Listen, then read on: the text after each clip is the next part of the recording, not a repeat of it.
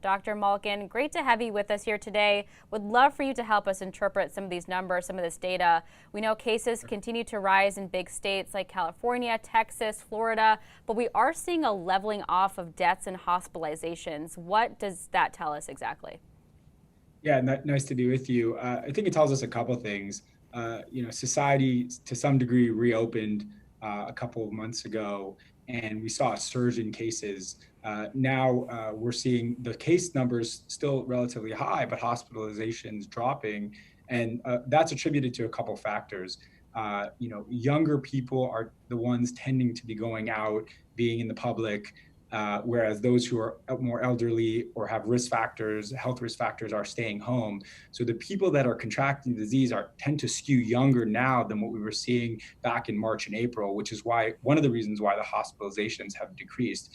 The other factor contributing to this is just our better understanding of the virus now, some of the preventative measures people can take, not just to limit their exposure, but even if they do get it, to enhance their immune system to help battle the disease so it doesn't get to the point where you have to go through to a hospitalization.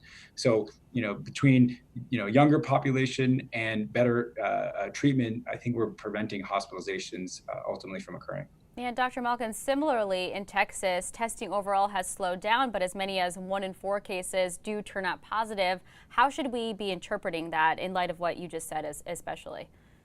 Yeah, sure. So what we're seeing now is, testing is decreasing, and part of that is a systemic issue. Unfortunately, we still are having trouble getting proper supplies to hospitals, clinics, places that are participating in the testing, despite the fact that the prevalence of the virus is still out there. So that's one contributing factor.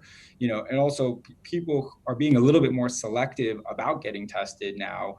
So they are experiencing symptoms before going to get tested. So you are seeing the rate at which we're diagnosing COVID increasing, although the testing numbers are dropping. So there's a couple factors at play here that are contributing to those factors. And given those factors, those metrics, do you feel like we are on the downward side of the slope of the coronavirus at this point? And are you worried about another rise in cases in the fall during flu season going forward?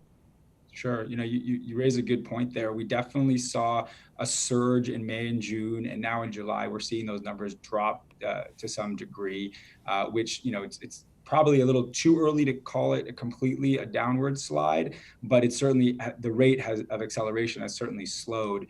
And to your point, I think come flu season, come the fall and winter, when we are back in indoor settings due to weather, factors, people are going to be huddled around each other more. It's very likely that we will see cases rise again. So, we can enjoy this brief respite to some degree, but it's likely that this will we'll see an increase again in the next couple months. Well, we are seeing more mask mandates across states, especially those where they are seeing a rise in cases.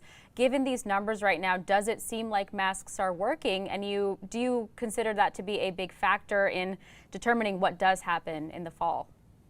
Yeah, certainly, to some degree, masks are helping. Society has reopened for the most part, yet cases, although have increased, have not increased exponentially. So that speaks to the effectiveness of masks. And as we understand the spread of the virus, certainly in an outdoor setting where, it can be transmitted airborne to some degree, masks are extremely important.